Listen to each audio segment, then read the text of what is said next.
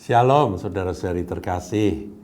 Saudaraku, dalam Suara Gembala kali ini pembacaan firman akan kita ambil, yakni potongan dari Lukas pasal 7 ayat 29 sampai ayat yang ke-32 ya. Ini adalah sindiran dari Tuhan Yesus terhadap orang-orang Israel pada zaman itu. Orang-orang Yahudi yang pada waktu itu Tuhan Yesus melayani. Seluruh orang banyak yang mendengar perkataannya, termasuk para pemungut cukai, mengakui kebenaran Allah. Karena mereka telah memberi diri dibaptis oleh Yohanes. Tetapi orang-orang Farisi dan ahli-ahli Taurat menolak maksud Allah terhadap diri mereka. Karena mereka tidak mau dibaptis oleh Yohanes. Ini Tuhan Yesus pada waktu itu kan didahului oleh pelayanan Yohanes Pembaptis yang memberitakan pertobatan. Justru orang-orang berdosa seperti pemungut cukai, orang-orang berdosa itu mengakui kebenaran Tuhan dan berita itu disambut. Dan mereka memberi diri dibaptis. Tetapi orang-orang Farisi yang merasa dirinya rohani, yang merasa dirinya religius, itu justru menolak akan pelayanan dari Yohanes Pembaptis. Mereka nggak mau dibaptiskan. Sombong, saudaraku ya. Ceritanya gitu. Kemudian ayat 31. Kata Yesus, dengan apakah kuumpamakan orang-orang dari angkatan ini? Dan dengan apakah mereka itu sama? Ayat 32, ini menarik ya, Tuhan pakai semacam pantun atau puisi. Mereka itu seumpama anak-anak yang duduk di pasar dan yang saling menyerukan. Kami meniup seruling bagimu, tetapi kamu tidak menari.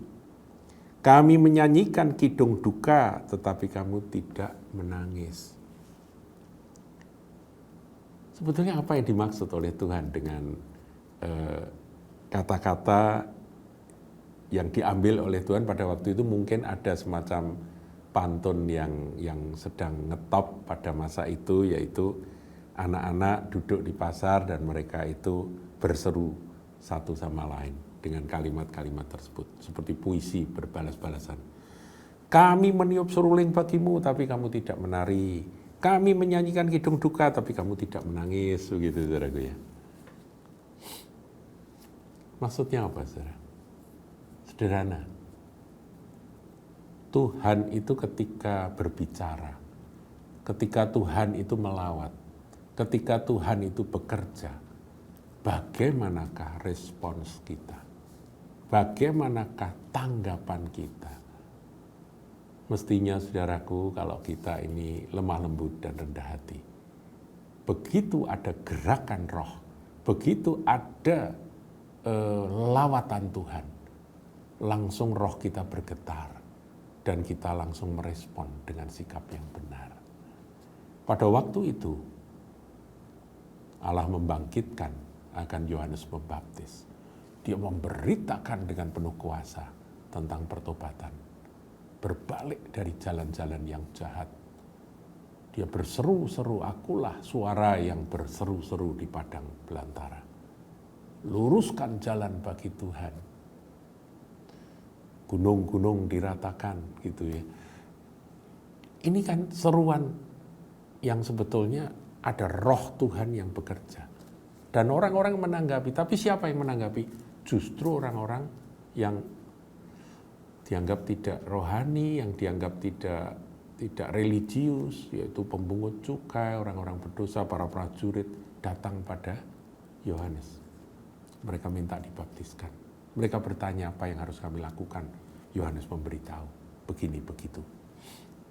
Orang-orang Farisi, mereka berpangku tangan dan mereka melihat, mereka geleng-geleng kepala, mereka hanya jadi penonton. Tidak ada respons. Mereka adalah orang-orang mati, saudaraku. Lawatan Tuhan sudah datang, tetapi mereka tidak menanggapi. Itu yang Tuhan maksudkan. Ayat 33, Karena Yohanes Pembaptis datang, ia tidak makan roti dan tidak minum anggur. Kamu berkata, ia kerasukan setan. Jadi ini tukang kritik. Ada orang puasa, tidak makan roti, tidak minum anggur, kerasukan setan. Padahal hidupnya prihatin begitu seperti Yohanes Pembaptis. Kemudian anak manusia datang, ia makan minum. Tuhan Yesus datang, hidupnya normal seperti kebanyakan orang. Dan kamu berkata, lihatlah ia seorang pelahap dan peminum, sahabat pemungut cukai dan orang berdosa. Pokok semua yang dilihat oleh orang-orang Farisi adalah jelek, negatif, semua yang dilihatnya adalah kesalahan-kesalahan.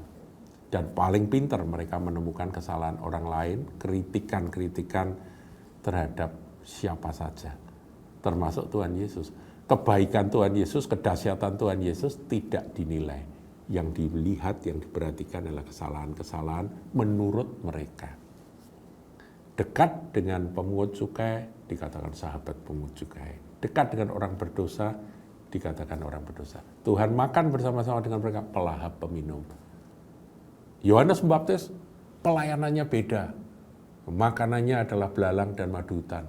Dia pakai pakaian yang sembarangan, pakai pakaian kulit unta, ya, pakai berjubah kulit unta. Dikatakan kerasukan setan. Jadi semua salah, saudaraku, di mata orang-orang Farisi ini, karena mereka apa? Mereka sebetulnya tidak pernah bisa mendengar yang sesungguhnya. Dari panggilan surgawi itu mereka tidak bisa mendengar.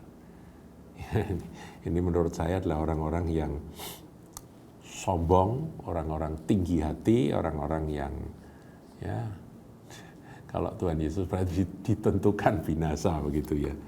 Tetapi hikmat dibenarkan oleh semua orang yang menerimanya.